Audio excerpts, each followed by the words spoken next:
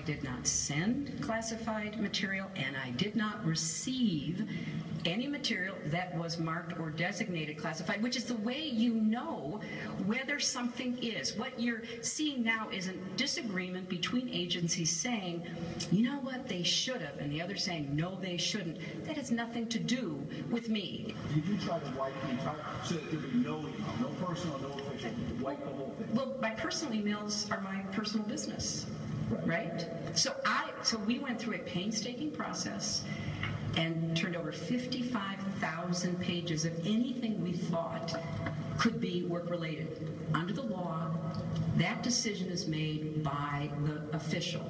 I was the official. All right, we're back with our panel. You see Ed Henry there pressing the former secretary on this. Charles, she wouldn't answer the question that he had, which is, did you wipe the server clean? We never got an answer on that. No, and we never will from her. We will learn about it from the FBI investigators if political pressure is not on them and they are able to do their jobs. This is the Stonewall continued. It worked for her husband. She thinks it'll work for her. I doubt it. Well, Laura, she said something about this isn't about me. I mean, the FBI has her server now, and now today, Catherine Harrod's reporting that they feel confident they are going to be able to redeem some material. Yeah, recreate what happened with the erasing that might have taken place at her hands or at her direction. Short of having her on videotape actually pressing that, as you said, Ron, Control-Alt-Delete, right, they will never admit this. Charles is absolutely right. But I also have to say, yesterday when she was lashing out again, this is another attempt to smear me, the whole vast right-wing conspiracy. That just doesn't. That's a false flag. These are legitimate news organizations asking legitimate questions, including Ed Henry, and they have to be answered. But this is Clinton style. They're not going to answer them. In that news conference, I counted 6 deceptions, deflections, or lies. 6. Unless the FBI is able to recover those emails and we're able to see what's in it, she'll never be able to restore her credibility.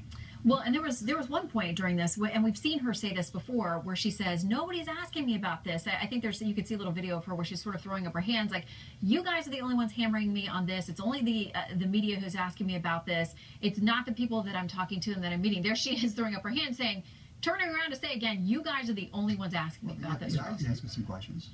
Yeah, the inspector. That's the role of the press, is it not? I'm waiting for her to say, at this point, what difference does it make?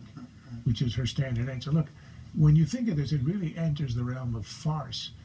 It's as if the answer to the punchline of a joke, the answer to it is in a closet, in a bathroom, in a loft in Denver. And the question is, where are the highest secrets of the State Department kept? Well, that's actually what happened. I mean, it really is in the realm of farce, and she's not going to be able to stonewall because it's out of her hands, and that's why they are so scared.